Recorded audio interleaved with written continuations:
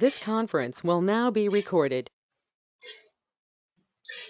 अद्य शुक्रवासरः अथवा पूर्ववासरः अश्विन कृष्ण द्वितीया दिनांक 22 अक्टोबर 2021 आज 22 है 2021 रसरत्न समुच्चय भूनाग शंखं चक्रं जलौघान् ततमृतघटं चारुदोर्दिश्चतुर्भिः सूक्ष्मस्वच्छातिहृद्यांशुकपरिविलसन् मौलिमं भोजनेत्रं कालाम्भोदोज्ज्वलाङ्गं कटितटविलसच्चारुपीताम्बराढ्यं वन्दे धन्वन्तरिं तं निखिलगदवनप्रौढदावाग्निलीनं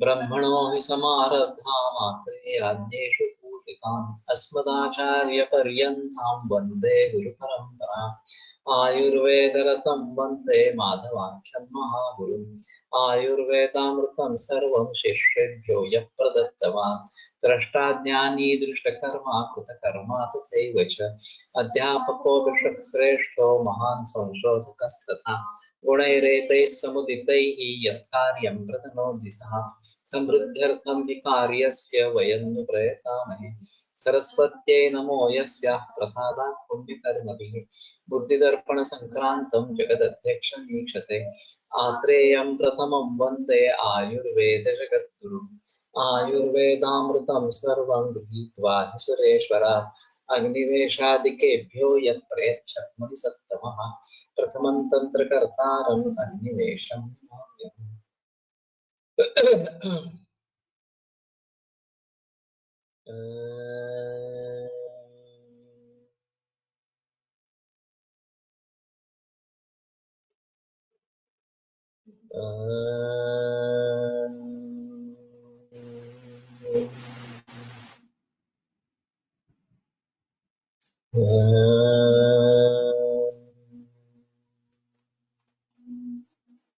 ओम शांति शांति शांति।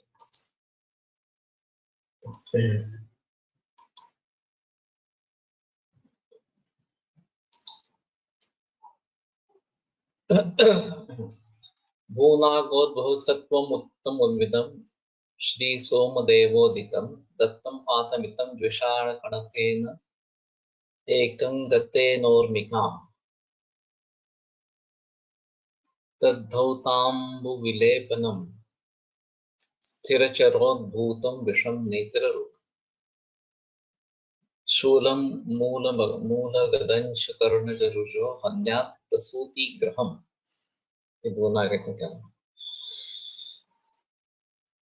तो ये जो भूनाग इस प्रकार का सत्व है उत्तम जो सोमदेव ने जिसको बताया है, तो एक पाद दत्तम पादमितम द्विषाण कनकेन दो शान गणक कनक एकं गतेन ऊर्मिकाम्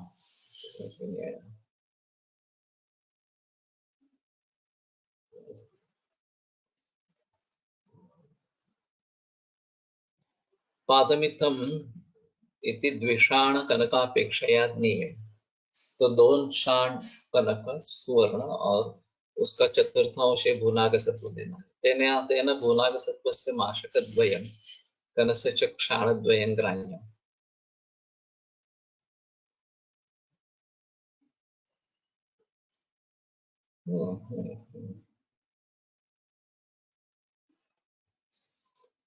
द्विषाण और ये माशद्वय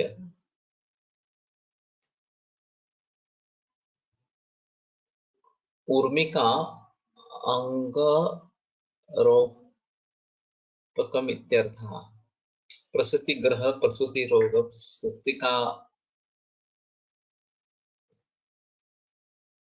तंकमिति यावत् सुवर्ण तोलकेन सह भूनाग सत्वमाशद्वयं मिश्रयित्वा अंगुरीयकरणोपयोगिकं विधाय तेन अंगुरीयकं कुर्यात्। तत् अंगुरीयकधौताम्ब विलेपनेन स्थावर जंगम विषादिकं विनश्यति। विलेपनेन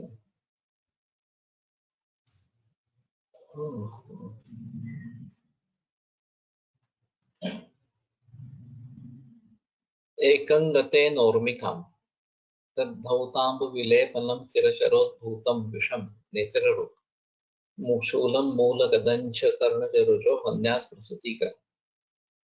तो स्थिरचर उद्भूत इस प्रकार का विष नेत्र रुजा शूल मूलगद यानी कि शिरोविकार कर्णज रुजो हन्या प्रसूति ग्रह और प्रसूति ग्रह इन सभी का नाश करता है। तद्धौताम्ब विलेपनम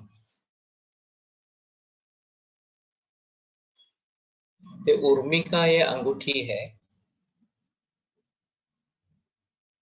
श्रावणद्वयम्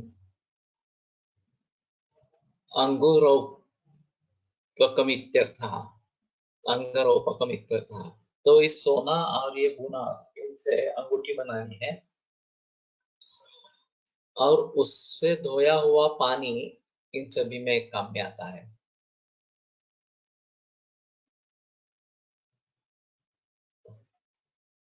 शतम मिश्रयित्वा अंगुरीयकरणोपयोगिकं विधाय तेन अंगुरीयक कुर्यात्। तद अंगुरीयक धौताम्ब विलेपनेन तो विलेपन करना है उसका। तद धौताम्ब विलेपनम स्थिरचरोद्भूतम तो वो पानी में धोकर उस पानी का लेप करना है यानी कि वो पानी लगाना है। स्थिरचरोद्भूत विष विष नेत्ररूप शूल मूर्धरोग कर्णजरुजा और प्रसूति ग्रह इन सभी का वो नाश करता है। ऐसे भूनाग आदि का इस प्रकार का बताया गया। तो ठीक है, इसमें सुवर्ण है।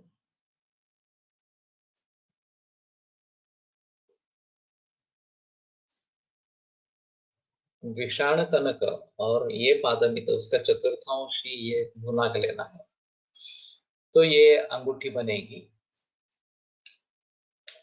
और फिर वो धारण करनी है और उसका जल जो है वो लगाना है। तो ये स्थिरचरोद्भूत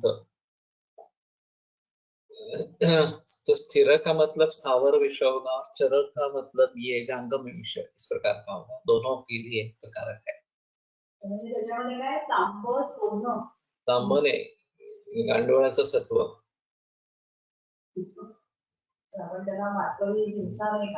आहे ना।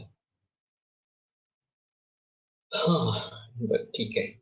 आता तैलपातन विधी मूलानि उत्तर वारुण्या जर्जरी कृत्य कांचिके क्षिपेत अंकोल बीजानां पेशिका जर्जरी कृता तत्तैलं कृतवत्स्त्यानं ग्राह्यं तत्तु यथाविधि। उत्तर वारुणी अंकोल बीजा तैलपातन जर्जरी कृत्य कांजिके इसको कांजी में जर्जरी करना है। क्षिपेत अंकोल बीजाना पेशिका जर्जरी कृता तो उत्तर वारुणी का मूल एक कांजी में जर्जरी कृता करना है और उसका अंकोल बीज इनकी पेशिका जर्जरी कृत इस प्रकार से डालनी है। तत्तैलं घृतवत् स्नानं ग्राह्यं तत्तु यथाविधि उससे जो तेल निकलेगा वो घृतवत् स्नान होता है। और तैलानां बीज सत्वत्वात् सत्वपातन वर्णन प्रसंगेन तैलपातन विधि विवक्षुः आदौ अंकोल्ल बीजात् तैलपातन विधिमाह मूलानीति। उत्तर वारुण्या राखा लशशा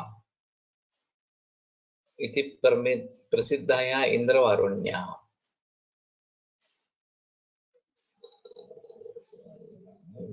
अंकोल्ल अंकोठ दल आंकड़ा इति ख्यातः अंकोल्ली देवदारु इति वा अंकोल्लो देवदारु इति वा ओकड़ा इति ख्यातो वा ओकड़ा ओकड़ा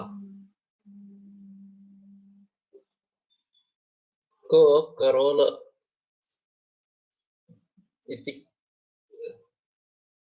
इति वा ख्यातः तस्य बीजानां पेशिका बीजमज्जानं जर्जरीकृता चूर्णिताम् इत्यर्थः। उत्तरवारिणी मूलं कुट्टयित्वा तद्रसेन अंकोष्ठमज्जचूर्णं परिभाव्य कांजिके क्षिप्त्वा, अरे बाप रे,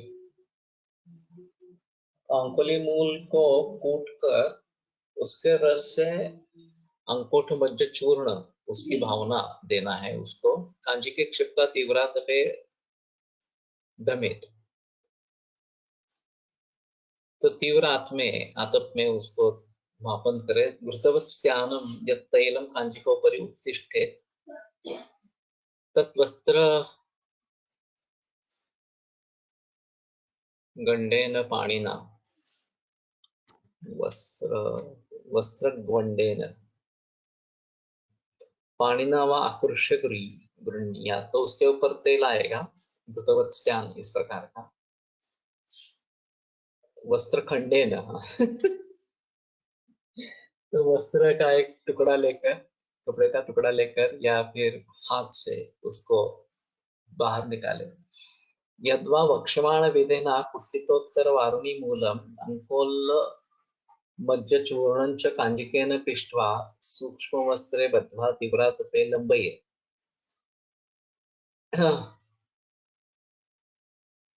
तदधः पात्रम् एकं स्थापयेत् च लम्बमान वस्त्र बद्धौषधात् यत् तैलं चवेत् तद्ग्राह्यम्। ये थोड़ा आसान लगता है ज्यादा। हाँ, तो कुट्टित उत्तर वारुणी मूल अंकोल मज्ज चूर्ण ये कांजिक से पेषण करके सूक्ष्म वस्त्र में बांध के तीव्र आतप में रखे और उसके नीचे एक पात्र स्थापन करे। तो यह लंबवान वस्त्र बद्ध औषधा, जो औषध बांधा गया है उसका, उससे नीचे जब तैलम चवेत तत्व ग्राह्य, जब तैल निकलता है वो ग्राह्य, इस प्रकार का। अस्यैव प्रकारांतरमः संपेक्षयति पेटकारी ज्योतिष्मति विरलांबरे चषक पात्रम। चषक शब्दः सुरापानं माना सुरापान अनुप्राता पात्रार्थ कोऽपि अत्र संपेश उत्तरवारुण्या पेटकार्या दलान्यथा कांजिकेन ततस्तेन कल्केन परिमर्दे रजश्चाङ्कोल्ल बीजानां तद्बद्ध्वा विरलांबरे तद्विलम्ब्यातपे तीव्रे तस्याधः चषकन्यसे तस्मिन् पतितं तैलम् आदेयं श्वित्रनाशनम्। तो उत्तर वारुणी का मूल, ये पेटकारी यानी कि ज्योतिष्मती, उसके पत्र और कांजिक, तो इसको मर्दन कर लेना है। ततस्तेन कल्केन परिमर्दयेत्। रजश्चांकोल्ल बीजानां, तो उसके कल्क से बाल्हिक बीजों का जो रज है, चूर्ण है, वो मर्दन करना है। तद्बद्ध्वा विरलांबरे, और एक तलम वस्त्र को लेकर उसमें वो बांधे। तद विलंब्यातपे तीव्रे, और फिर तीव्र आतप में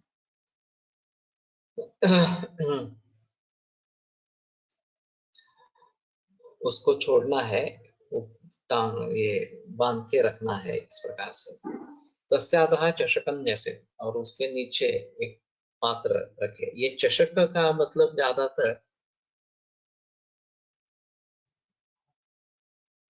पेटकारी नाम किस नाम है, तो ये मध्य के पात्र के लिए चषक ये शब्द प्रयोग में लाया जाता है। तो उसकी कोई खासियत होगी। चषक शब्द सुरापानानुपात्रार्थकोऽपि अत्र पात्रमात्रार्धको बोध्या इंद्रावृण्या ज्योतिष्मत्याश्च पत्राणि कांचिकेन पिष्ट्वा तत्कल्केन अंकुल्ल बीजचूर्णं वर्धयेत् तथा पूर्वोक्त परमानुसारेण तैलं गृह्णीयात्।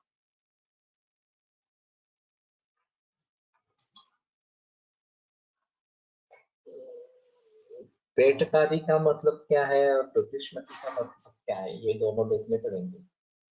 ज्योतिष्मति का मतलब तो जिसमें ज्योत है, प्रकाश, इस प्रकार की प्रकाश की ज्योत है, वो ज्योतिष्मति। पेटकारी का तो मतलब समझना थोड़ा मुश्किल है, क्या है इस प्रकार से। अंकुल बीज संभूतम चूर्णम सम्मर्द्य काञ्चिकैः एकरात्रौ तत्तु पिण्डीकृत्य ततः परं स्वेदे कन्दुके यन्त्रे घटिका द्वितयन्ततः ताञ्च पिण्डीं दृढे वस्त्रे बद्ध्वा निष्पीड्य काष्ठतः अधः पात्रस्थितं तैलं समाहृत्य नियोजयेत्। एवं कन्दुकयन्त्रेण सर्वतैलानि उपहरेत्। तो अंकुल बीज, इसका चूर्ण एक कांजी के साथ मर्दन करके एक रात तक रखे और फिर पिंडी कृत्य स्वेदय कंदुक यंत्र में उसका स्वेदन करे। घटिका द्वितय, 2 घटिका करना है। तथा तांच पिंडिन दृढ़ वस्त्रे बद्ध्वा निष्पीड्य काष्ठतः, और ये दृढ़ वस्त्र में बांध कर काष्ठतः निष्पीड्य,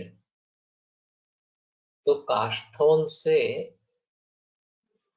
पीड़ा उसकी करनी है। अध पात्र तैलम समारूप्य नियोजय, वो अध पात्र स्थित जो तैल है वो करे। एवं कंदुक यंत्रेण सर्व तैलानि उपहारे, कंदुक यंत्र से सभी तैल निकाले। अंकोठ बीज चूर्णम कांजिकेन मर्दयित्वा एकरात्रं वासयेत्। अपरे द्युः ततः पिण्डीकृत्य कंदुक यंत्रे दण्डद्वयं स्वेदयित्वा पश्चात् दृढे वस्त्रे बद्ध्वा काष्ठद्वयेन उभयतः पेषयेत्। अधस्थपात्रे तैलं प्रपेदिति। कन्दुकयन्त्रलक्षणं च अग्रे वक्ष्यति। ग्रन्थान्तरे इदं स्वेदनयन्त्राख्यं तल्लक्षणं यथा साम्बु स्थालीमुखे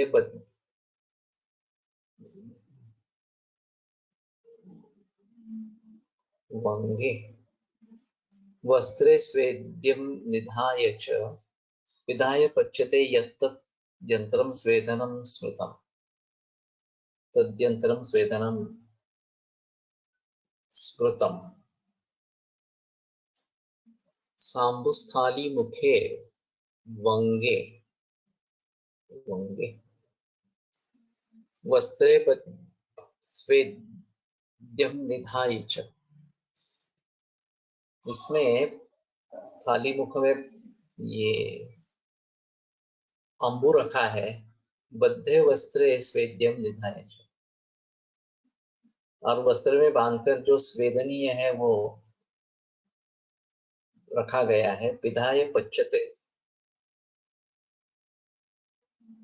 और ढक्कन रखकर पचन किया जाता है। यत् यंत्रम स्वेदनम स्मृतम, ये स्वेदन यंत्र है।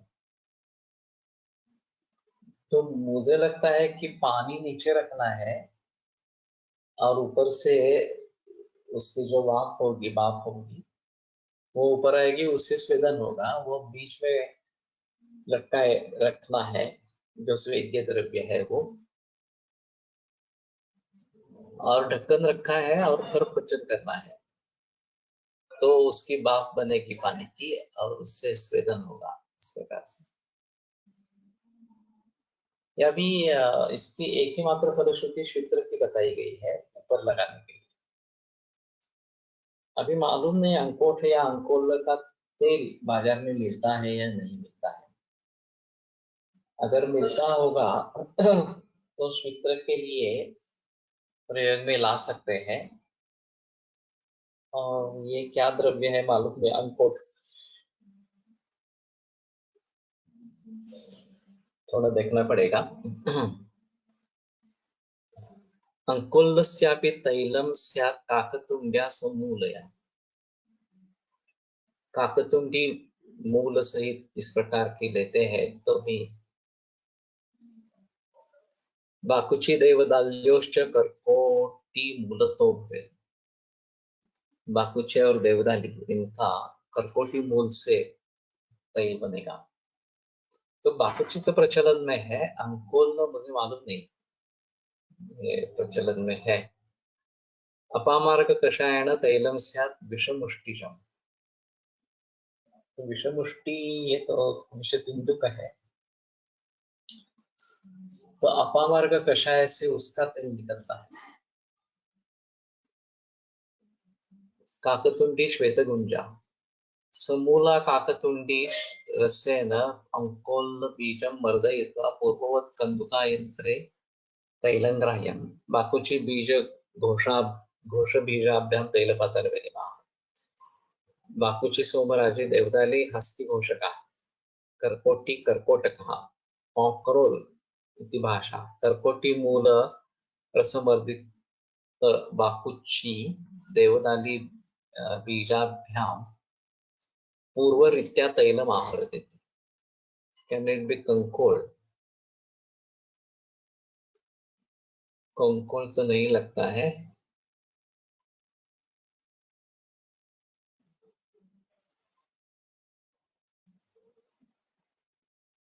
कर्कोट देखना पड़ेगा।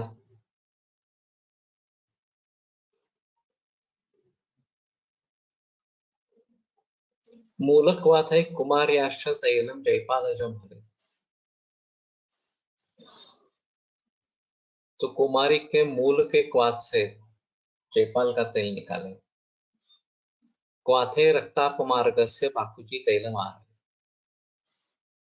रक्तापमार्ग ये ज्यादातर श्वेत वर्ण का दिखता है। रक्तापमार्ग उससे बाकुची तैल निकाले। कृष्णाया काकतुंड्याश्च बीजचूर्ण। गुजरात में अंकोल का तेल कई लोग निकालते हैं, तो अच्छी बात है। तो जरा जानकारी हासिल करो किस प्रकार से करते हैं। इसमें जो ग्रंथों में जो दिया है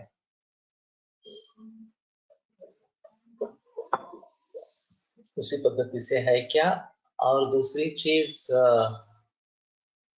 उसका उपयोग इस कार्य के लिए करते हैं। जैसे इन्होंने श्वेत्र के बारे में कहा उस प्रकार से होता है क्या या दूसरा कुछ होता है। और ये अंकुल फल कैसे दिखते हैं ये भी एक बार फोटो डालो, ज्यादा अच्छा रहेगा। कृष्णाय काकतुंड्याश्च बीजचूर्णानि कारयेत् कान्तपाषाणचूर्णञ्च एकीकृत्य निरोधयेत् धान्यराशिगतं पश्चात् उद्धृत्य तैलमाह। तो कृष्ण काकतुंडी उसकी बीज का चूर्ण करे, कांतपाषाण चूर्ण ये दोनों इकट्ठा करके धान्य राशि में रखे, पश्चात उद्धृत्य तैलमाह, और फिर एक पक्ष के बाद निकाल कर तेल निकाले। पाताल यंत्र से निकालते हैं। अगर पूरी विधि समझ में आती है उसका वीडियो हो सकता है तो भी देखो, क्योंकि अगर ये परंपरा ये है तो शायद हम इसका प्रयोग करना आरंभ करेंगे इस प्रकार से। और हमें तो कोई मालूम ही नहीं है इस प्रकार से कुछ किया जाता है इस प्रकार से, तो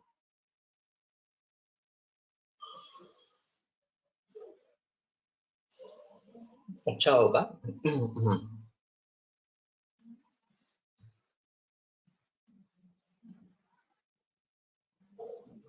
अथ षष्ठोध्याय अथ शिष्योपनयनम।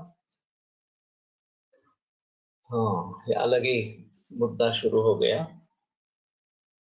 रसशास्त्राणि सर्वाणि समालोच्य यथाक्रमं साधकानां हितार्थाय प्रकटीक्रियते। तो सर्वाणि रसशास्त्राणि समालोच्य सभी रसशास्त्रों का समालोचन करके यथाक्रम क्रम के अनुसार साधकों के हित के लिए प्रकटीक्रियते अधुना वो हम सब प्रकट करते हैं। न क्रमेण विना शास्त्रं न शास्त्रेण विना क्रमः शास्त्रं क्रम एतं ज्ञात्वा यः करोति स सिद्धिः। ये महत्वपूर्ण श्लोक है। भी मैंने पहली बार ही सुना है, किसी लोग दूसरे ने भी इसका जिक्र नहीं किया। कर्म के बिना शास्त्र नहीं है और शास्त्र के बिना कर्म नहीं है। और कर्मयुक्त शास्त्र जानकर ये करोति सब सिद्धिवा, जो कुछ कार्य करता है वो उसको सिद्धि मिलती है।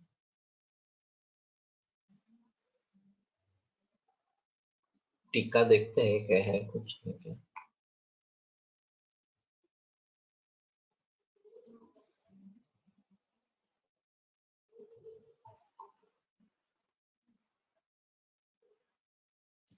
अनुष्ठानं विना शास्त्रं न शास्त्रं विना अनुष्ठानमपि। शास्त्रं विना अनुष्ठानमपि न। यदि अनुष्ठानं न क्रियते तदा शास्त्रपठनस्य वैयर्थं, यदि शास्त्रं नाधीयते तदा अनुष्ठानस्यापि सम्यक् न जायते, अतः तस्य वैयर्थ्यमिति।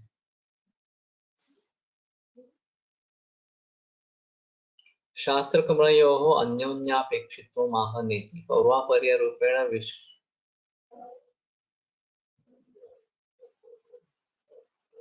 विन्यासविरहितं शास्त्रं न शास्त्रं, शास्त्रविरहितकर्मोऽपि न क्रमः। शास्त्रादन्यत्र कर्मविधानस्य न कापि उपयोगिता इत्यर्थः। यद्वा अनुष्ठानं विना न शास्त्रं, न शास्त्रं विना अनुष्ठानमपि न। यदि अनुष्ठानं न क्रियते तदा शास्त्रपठनस्य वैयर्थ्यं, यदि शास्त्रं नाधीयते तदा अनुष्ठानस्यापि सम्यक् न ज्ञायते। अनुष्ठानमपि न सम्यक् न ज्ञायते, अतस्तस्य वैयर्थ्यमिति।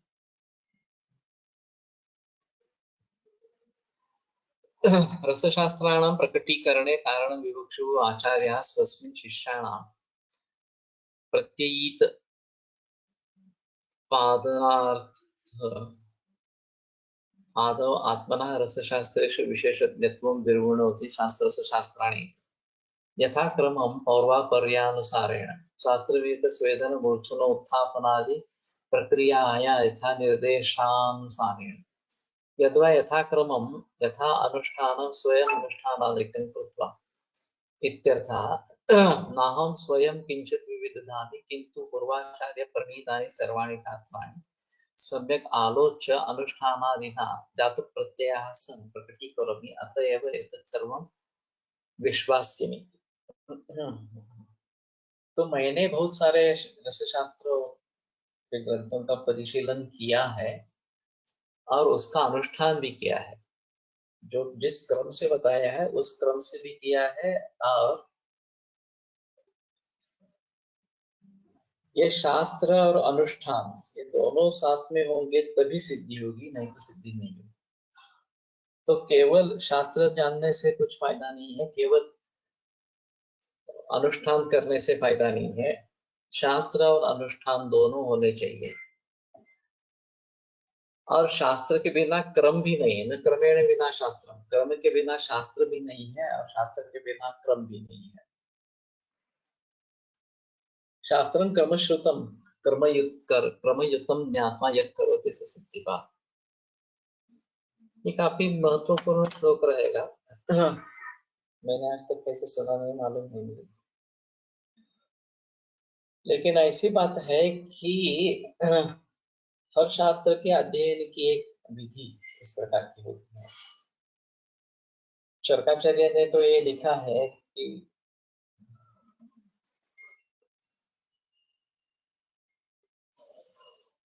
पदशः वाक्यशः वाक्यार्थ वयशः, इस प्रकार से पढ़ते रहना है और फिर उससे अर्थबोध होता रहेगा। और आयुर्वेदोपदेशेषु विधेय परमादरः, इसके बारे में टीका लिखते हुए टीकाकार स्पष्ट करते हैं कि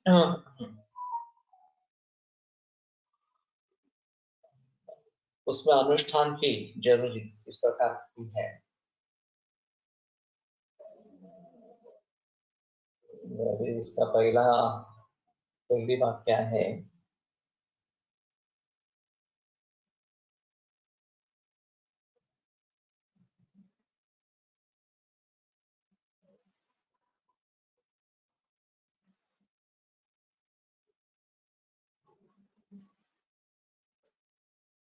याद आएगा मुझे।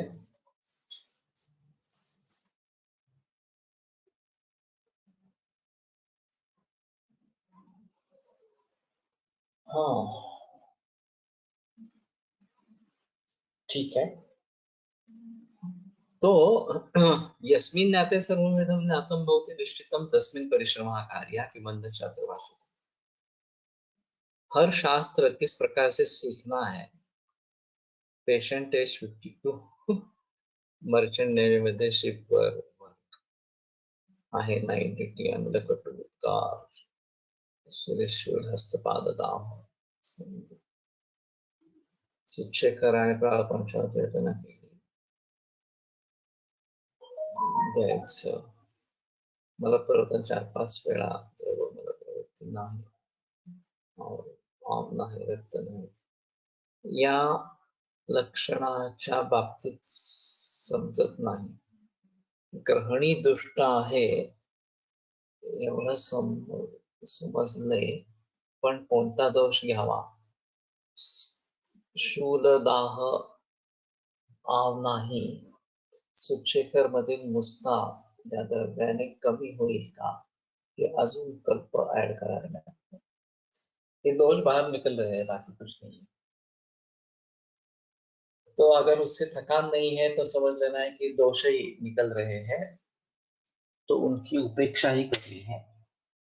बलहानि होती है तो स्तंभन देने के बारे में सोचते हैं. इसमें भी पहले मुस्ता और फिर बाद में कुछ मुस्ता पाचन. लेकिन ज्यादातर उनको पूछ लेना है कि उससे थकान आती है या अच्छा लगता है.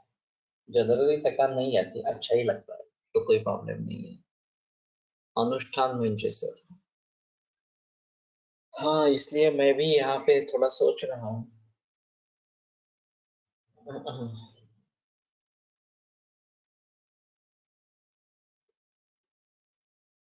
पाठबोधानुष्ठान पाठबोधानुष्ठान नहीं है इस प्रकार से.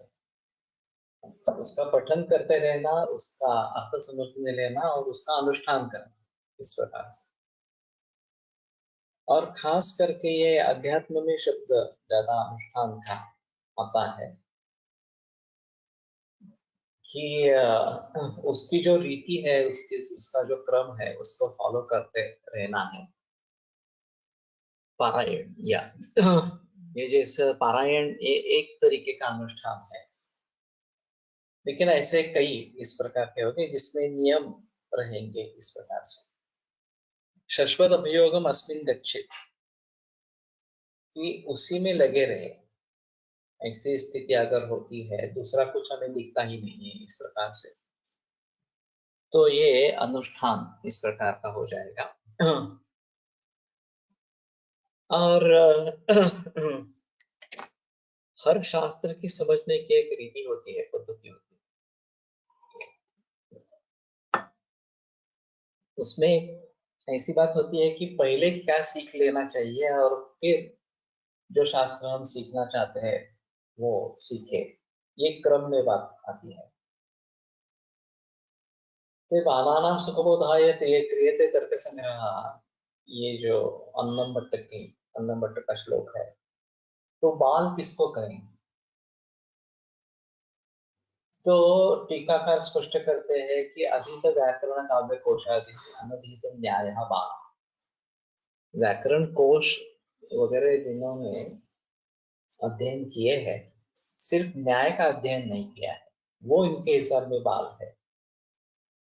तो उसी तरीके से आयुर्वेद सीखने के लिए ये सभी प्राचीन दर्शन शास्त्र जो है उसका अध्ययन होना जरूरी इस प्रकार का रहेगा. और फिर बाद में आयुर्वेद सीखने की कोशिश करेंगे. उसमें भी एक ग्रंथ को प्रधान रखेंगे और उसका समूचा अध्ययन करके फिर बाकी ग्रंथों का आलोचन भी करें. ये ज्यादा बेहतर इस प्रकार का ऑप्शन है.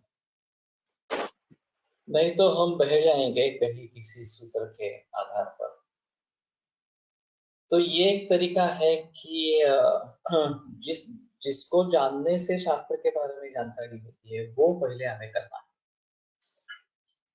ये वैदिकीय सुभाषित साहित्य में ये श्लोक उठा लिया था और फर्स्ट ईयर में मैं पढ़ाता था तो का पाठ अवबोध अनुष्ठान, हाँ अभी मुझे पक्का याद आया, पाठ अवबोध अनुष्ठान इस प्रकार से। तो पहला जो है वो शुद्ध उच्चारण ये है। एक बार गलत उच्चारण हो गया और वही दिमाग में बैठ गया तो फिर काफी मुश्किल हो जाता है उसको सुधारने का। तो इसलिए शास्त्रं गुरुमुखोद्गीर्णम आदाय उपास्य च असक्ति, ये बात बताई गई है कि गुरुमुख से जो आया है उसको भली भांति स्वीकार करना है और उपास्य च असक्ति, बार बार उसकी उपासना करनी है। अब ये बड़ा एक आश्चर्य माना जाता है कि समूचा वेद वांग्मय केवल मौखिक परंपरा से आसे तो हिमाचल, कन्याकुमारी से लेकर हिमालय तक विशिष्ट पद्धति से उसको रटते रहना, उसमें थोड़ा भी अंतर हुआ तो वो चलता नहीं था इस प्रकार से। और इस प्रकार से वेद ये जो है वो पढ़े जाते थे और ये हजारों बरस की परंपरा है, उसमें थोड़ा भी अंतर नहीं हुआ है, वो बहुत स्ट्रिक्ट रहे हैं उसके बारे में। और इसीलिए ये आज तक हमारे हाथ में आ गया। अभी तो प्रिंटिंग वगैरह हो गया, अभी रिकॉर्डिंग की भी फैसिलिटी है तो कोई अभी प्रॉब्लम नहीं है। लेकिन उस जमाने से ये केवल मौखिक परंपरा से सिखाए गए हैं, ये अहम मुद्दा इस प्रकार का है। तो उसी प्रकार से जो भी ये हमारे ग्रंथ है वो अच्छी तरीके से पहले पाठ करना, यानी कि उसको स्पष्ट रूप से उसका उच्चारण करना और उसमें गलतियां न हो इसके ऊपर ध्यान देना, ये पहली बात होगी। इसलिए मैंने अष्टांग हृदय सूत्र स्थान पूरा रट के लोगों के सामने रख दिया है, अष्टांग हृदय के हमारे किताब के साथ।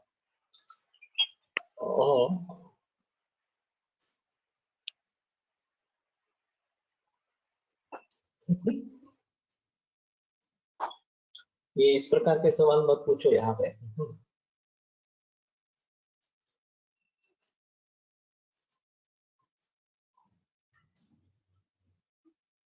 वृषभ तो ये विकार है।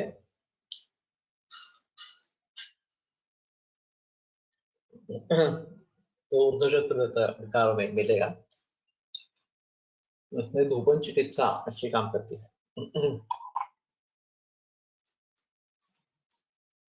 तो कहने का तात्पर्य ऐसा ये है कि हमें पहली बात करनी है वो अच्छे तरीके से पढ़ना है और उसमें गलतियां ना हो इसके बारे में ध्यान देना है। फिर उसका अर्थ ध्यान में लेना, ये आगे का क्रम है। तो अवबोध सम्यक होना चाहिए और उसमें भी केवल वाच्यार्थ ये समझ लेना जरूरी है। उसमें जो भी शब्द आए हैं उन शब्दों का भली भांति ज्ञान होना, ये एक अहम मुद्दा इस प्रकार का रहेगा। फिर उसके आगे लक्षणा व्यंजना, ये सर्वेशा प्रायशो अर्थानां व्यंजकत्वम् इष्यते, सभी अर्थों का व्यंजकत्व भी होता है, ये मंबट का कहना है काव्य शास्त्र में। तो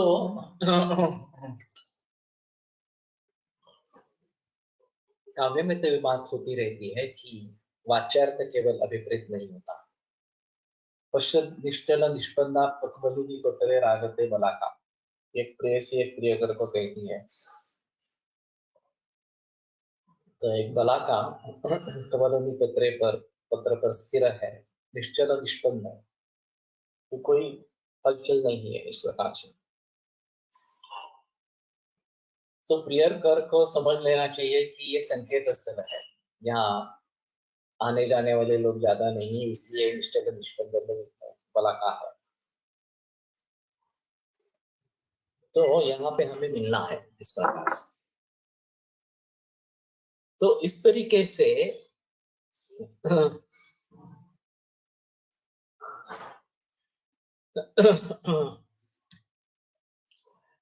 उसमें अभी ये जो ऑडियो रिकॉर्डिंग्स उपलब्ध है, मैंने तो सिर्फ ऑडियो रिकॉर्डिंग्स रखी है, सुश्रुत ने फिर से बाद में ये किया हो, उत्तर पूरा सूत्र स्थान फिर निदान स्थान उसने किया है। और मेरे ख्याल में ऐश्वर्या मेथा ने सुश्रुत का शुरू किया था, मालूम नहीं उसका ऐसा उपलब्ध है क्या है इसके पास। तो मुख्य जो है वो संधि विग्रह करे या न करे इस प्रकार का है। जो प्राचीन पद्धति है उसमें संधि विग्रह के बिना ही करते हैं, लेकिन अगर संधि विग्रह करके करेंगे तो भूदे कम होगी और स्पष्ट रूप से समझ में आएगा। अब दूसरी बात है कि उसका हर शब्द का अर्थ समझ लेना है और फिर अन्वय लगाना है। तो ये योग तंत्र युक्ति है, संस्कृताचार्य ने बताई हुई कि जो बिखरे हुए इस प्रकार के पद है उनको इकट्ठा लाना और फिर कर्ता कर्म क्रियापद ये तो कम से कम होने के लिए, फिर उन सभी के विशेषण कर्ता और कर्म क्या और बाकी पद जो कारक विभक्तियां इस प्रकार के है, तो उनको भली भांति समझना है। फिर भी हम वाच्यार्थ तक ही पहुंचेंगे। लक्ष्यार्थ या व्यंग्यार्थ ये ध्यान में आने के लिए काफी अन्य प्रयास भी करने पड़ेंगे। उसमें ऐसी स्थिति है कि उस सूत्र का अतीतावेक्षा और अनागतावेक्षा तंत्र युक्ति से दूसरे पूर्व या पर सूत्रों से कुछ संबंध है क्या, ये देखना। तो बार बार अगर उसको दोहराते रहते हैं तो ये संबंध हमारे ध्यान में आने लगता है कि अरे यहाँ पे उसका लक्षण बताया है, यहाँ पे उसकी चिकित्सा बताई गई है, तो अग्नि के 3 भेद बताए गए इस प्रकार से, मंद तीक्ष्ण विषम इस प्रकार से, और फिर शारीरिक स्थान में उसका लक्षण किया और फिर निदान स्थान में वो कहाँ पे हेतु है ये बात बताई, चिकित्सा स्थान में उसके बारे में चिकित्सा बताई। ये सभी जो चीजें हैं वो भली भांति समझ लेना जरूरी है। तो ये जो संदर्भ संबंध रहते हैं उसके वो बार बार करने से होते हैं। अभी केरल में जो प्रचलन है वो 4 अध्याय रोज सिर्फ पठन करना, ऐसा करते हैं। तो 120 अध्याय है तो 30 दिन में ग्रंथ पूरा हो जाता है अष्टांग हृदय। अब बरस में 12 बार होता है और अगर हम ऐसे बरसों तक करते रहेंगे तो वो कंठस्थीकरण हो जाता है, उसका पूरे ग्रंथ का ही कंठस्थीकरण हो जाता है। फिर ये यहाँ पे है वो वहां पे है, इस प्रकार से संबंध ध्यान में आने लगते। उसमें एक चीज बहुत महत्वपूर्ण है कि उसको समझने की भी कोशिश करनी चाहिए और संस्कृत का अध्ययन उसके साथ में होना चाहिए। अगर हमें आयुर्वेद सीखना है तो हमें संस्कृत आना ही होगा, बगैर संस्कृत हम मूल ग्रंथों को पढ़ नहीं पाएंगे, और सिर्फ पढ़ने की बात नहीं उसको समझने की बात है, वो समझ नहीं पाएंगे इस प्रकार से। तो ये प्रीरिक्विजिट होगी, जैसे न्याय सांख्य वगैरह दर्शन भी पढ़ लेने हैं समझ लेने हैं, उसी प्रकार से ये भी पढ़ लेना है। सटीक लेंगे तो अच्छा है ज्यादा, लेकिन मूल ग्रंथों का पठन करें और अर्थ करने के लिए टीकाओं का प्रयोग करें। अभी जो भी उपलब्ध वाङ्मय है, टीकाएं है, भाषांतर है, वो सभी देखे, लेकिन हमें पता होना चाहिए कि ये गलत है, सही है।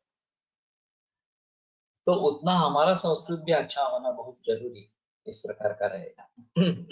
और ये बार बार करने से ही होगा। और जहाँ हमें तकलीफ होती है या फिर मार्ग दिखता नहीं है, वहां कोशों की सहायता लेना ये आवश्यक इस प्रकार का रहेगा।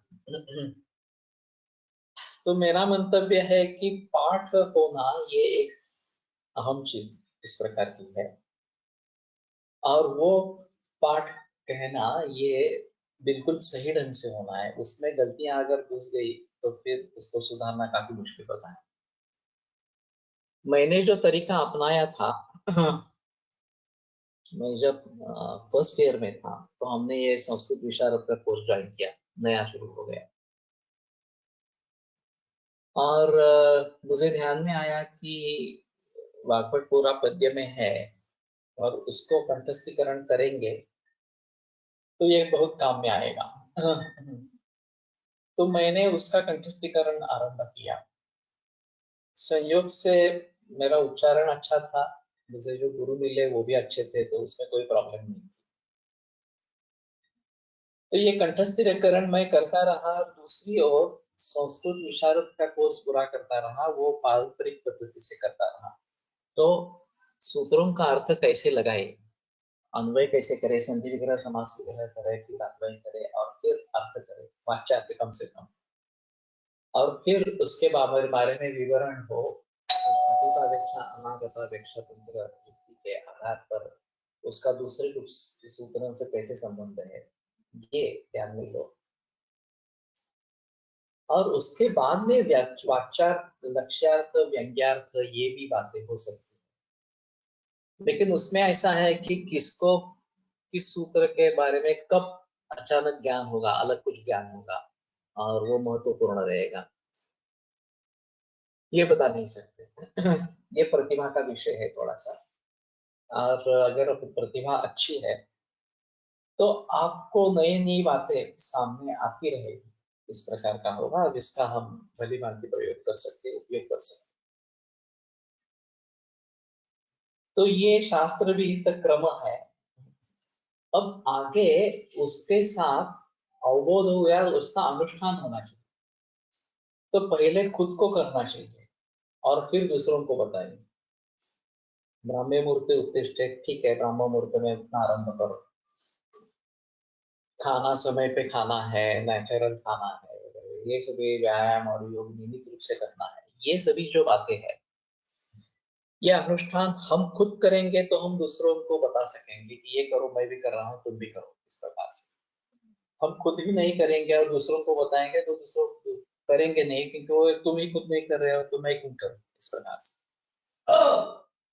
तो इस प्रकार का अनुष्ठान होना है। और फिर हमारा तो शास्त्र प्रैक्टिकल साइंस है, हमें मरीज देखने हैं, उनको ट्रीट करना है। तो फिर इस प्रकार का मरीजों का अनुभव जब बढ़ता जाएगा तो हमें और ज्ञान होता रहेगा। अरे, इस सूत्र का इस प्रकार से भी अर्थ होता है, और इसको मैंने प्रयोग में लाया तो ये बहुत अच्छे रिजल्ट्स आए, इस प्रकार से। शब्द अनुष्ठानम लिंगम प्रकारम क्ली प्रकारं च क्ली अनुस्था भावे ल्युट कर्मारंभ करणम कृता श्री भवदेवेन कर्मानुष्ठान पद्धति उपादान व्यवस्थापनम उपयोगिता आनुरूप्यम कार्यकरणम अभ्यास अनुशीलनम चर्चा। अच्छी बात है, तुमने ये सब डाल दिया शब्द कल्पद्रुम से। तो कर्म का आरंभ करना, कार्य करना, इस प्रकार से कृता श्री भवदेवेन कर्मानुष्ठान पद्धति। तो कर्मानुष्ठान पद्धति ये श्री भवदेव, ये जो है उन्होंने रखी। उत्पादनम व्यवस्थापनम, तो व्यवस्थापन ये शब्द भी काफी पुराना है। अभी जो मैनेजमेंट का बोलबाला होता है, एक हमारे यहाँ कारपोरेट कीर्तन हुआ था, तो उन्होंने बोला था कि Ramdas is the best Guru in management.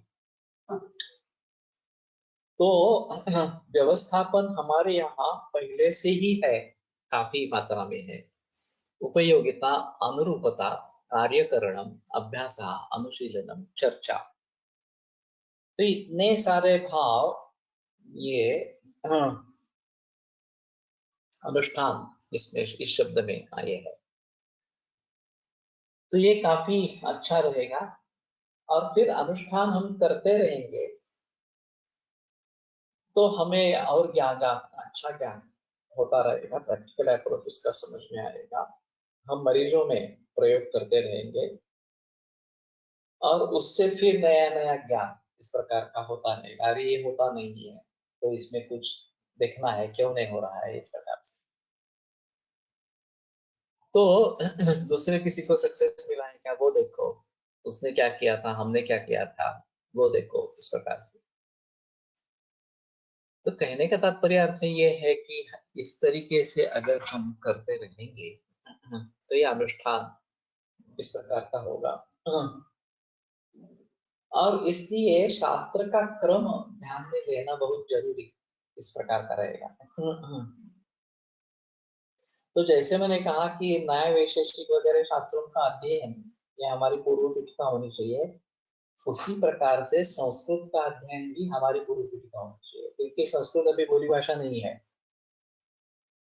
या मातृभाषा भी नहीं है।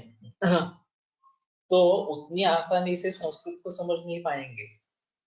संस्कार भारती का एक कार्य प्रचलन में है कि संस्कृत संभाषण वर्ग इस प्रकार से चलाते हैं, तो उसके बारे में जो भीति है वो कम हो जाती है संस्कृत के बारे में।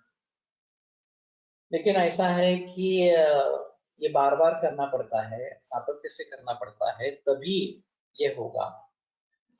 और फिर जहां गलतियां होंगी उसको कैसे सुधारेंगे ये बताने वाला कोई ना कोई तो चाहिए, गुरु इस प्रकार का। अरे ये गलत प्रयोग हो रहा है, ये तुम इस प्रकार से प्रयोग करो वगैरह वगैरह। तो ये बातें अगर होती रहेगी तो हम भली भांति हमारे ग्रंथों को समझ पाएंगे। और जहां तक समझ सकते हैं वहां तक समझ लेने की कोशिश करनी है, और जहां समझ नहीं पा सक रहे हैं तो वहां बुजुर्गों से मार्गदर्शन लेना है या टीकाओं से लेना है, कोशों से लेना है, वगैरह वगैरह इस प्रकार से। और ये भी नौबत की बात हो जाती है। मैंने भागवत गुरु जी से 2-3 बार इसके बारे में पूछा कि रासनादी कौन है, तो सब सभी के समभाग रासना लेनी है, रासना एक भाग और बाकी भी एक एक भाग इस प्रकार से लेनी है, अर्थ क्या होता है। तो उन्होंने श्लोक देखकर बताया कि अर्थ दोनों तरीके से हो सकता है, तो परंपरा क्या है। तो मैंने बोला कि मुझे परंपरा ही निश्चित करनी है, इसलिए मैं पूछ रहा हूँ कि सही ढंग से अर्थ क्या होगा। तो बोले नहीं, दोनों तरीके से अर्थ होगा। अब कोलटकर सर ने परंपराओं के बारे में जाना तो पता चला कि दोनों परंपराएं प्रचलित है, एक एक भाग रास्ता वगैरह लेकर भी करते हैं और सभी अन्य द्रव्य उतनी ही रास्ता इस प्रकार से भी लेकर करते हैं।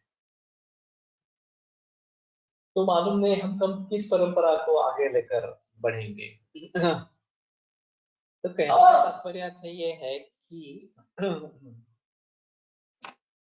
हम बहुत नीचे निम्न स्तर पे हैं और हमें जो मंजिल चढ़ के जाना है वो काफी ऊंची है।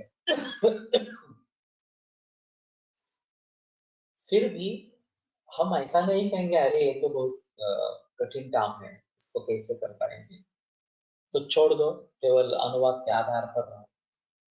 तो ये बात नहीं होनी चाहिए। अभी जब मैंने सहस्त्र योग पढ़ा तो सहस्त्र योग के बारे में इतनी अशुद्धियां हैं, गलतियां हैं संस्कृत की, जो संस्कृत टेक्स्ट हमारे पास उपलब्ध है वो, तो उसको सुधार कर एक अच्छी प्रत बननी चाहिए सहस्त्र योग की। ये मैं भी कर सकता हूँ, लेकिन अभी वो मेरा एजेंडा पे विषय नहीं है। लेकिन ये सभी के लिए फायदेमंद होगा, क्योंकि संस्कृत की दृष्टि से किसी ने देखा ही नहीं उसको। केवल अनुष्ठान के रूप से देखा गया है, और परंपरा से जो पाठ जिस प्रकार से चल रहे हैं वो चल रहे हैं। मूल ग्रंथ का क्या कहना है इसके बारे में बहस नहीं है। और उसमें भी अगर मलयाली लिपि में कुछ अलग पाठ है तो उन लोगों की सहायता लेनी पड़ेगी कि ये शुद्ध पाठ वहां पे है, वहां से संस्कृत में देवनागरी में आते समय कुछ परिवर्तन हो गया हो, ये भी पॉसिबल है। तो अगर हम मूल जो है वो शुद्ध रूप से जानना चाहते हैं तो हमें उसके लिए एक अलग प्रयास इस प्रकार से करने पड़ेंगे। सीसीआरएस ने फिर भी एक अहम काम किया है, बाकी सीसीआरएस के कार्य को छोड़ो, लेकिन ये चरक और सुश्रुत उन्होंने सटीक उपलब्ध किए हैं और ढूंढ सकते हैं, उसमें एडिटेबल फॉर्म में है, कॉपी पेस्ट कर सकते हैं, ये उनका बहुत अच्छा काम है। तो जिस किसी ने इसमें शुरू में सोचा होगा, वो उसको मान्यता पाई होगी और फिर उसके आधार पर ये कार्य संपन्न हुआ होगा। या जो हैदराबाद में संस्था है इंडियन हिस्ट्री के बारे में, उन्होंने भी काफी प्रयास अच्छे किए। तो इन लोगों को मालूम ही नहीं है इस प्रकार का कार्य उपलब्ध है, ये कार्य किया गया है इस प्रकार से। और मूल रूप से शुद्ध स्रोत क्या है ये जान लेना बहुत जरूरी इस प्रकार का रहेगा। Original Sahasra Yoga written in Sanskrit itself but in Malayalam font. Problem may have happened when converting it in Devanagari font.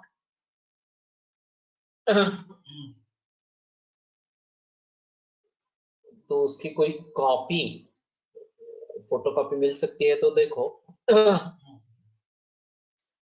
और मलयालम जो लोग हैं, वैद्य हैं, जिनका संस्कृत भी अच्छा है, उनकी सहायता अगर ले सकते हैं तो उसकी शुद्धि होना, क्योंकि ये तो काफी प्रचलन में है सहस्त्र योग, विशेषतः केरल में अभी हम भी प्रयोग करने लगे हैं। तो जब हम हमें प्रतीत होता है कि नहीं ये गलत है, संस्कृत दृष्टिया ये ठीक नहीं है। अभी अष्टांग संग्रह के बारे में भी हमारी यही हालत हुई थी।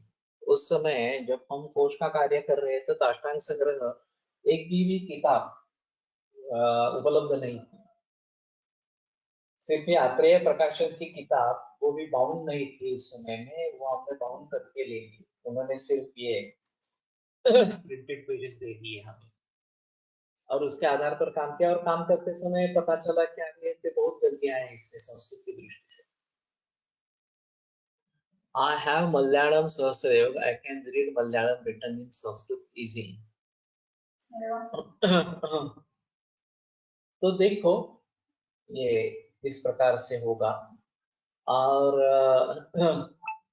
थोड़े धीरे धीरे करेंगे कि स्पीच टू टेक्स्ट मोबाइल में, तो शायद इसका एडिटेबल फॉर्म संस्कृत में हो जाएगा। हाँ, और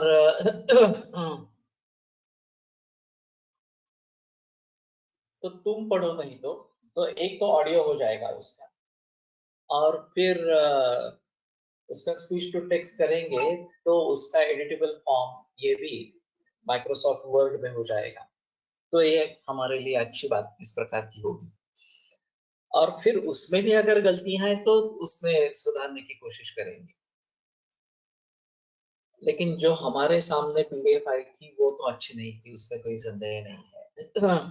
तो बहुत जगह ऐसा होता है कि नहीं ये इस प्रकार का पाठ होना चाहिए वगैरह, हम समझ लेते हैं। तो ये बात ध्यान में रखनी है। तो ठीक है, न क्रमेण विना शास्त्रम, शास्त्रेण विना क्रमः, शास्त्रम क्रमयुतं ज्ञात्वा यः करोति स सिद्धिमान्। कल भी मैं शायद इसी के श्लोक पर बहस करूंगा, इसी श्लोक पर बहस करूंगा और फिर आगे बढ़ेंगे। आयुर्वेद प्रकांडो निगदित इह हि शल्यतंत्र प्रधानः, शिष्टेभ्यः शाश्वतोऽयं निखिल जन कृपा व्याप्त चित्तेन येन आयुर्वेदस्य वाञ्छन् पुनरपि भुवने तां च सुष्ठु प्रतिष्ठां श्रेष्ठं धन्वन्तरिं तं प्रणमति च सदा वैद्यवर्गो हि नूनम् वैद्यवर्गो हि नूनम्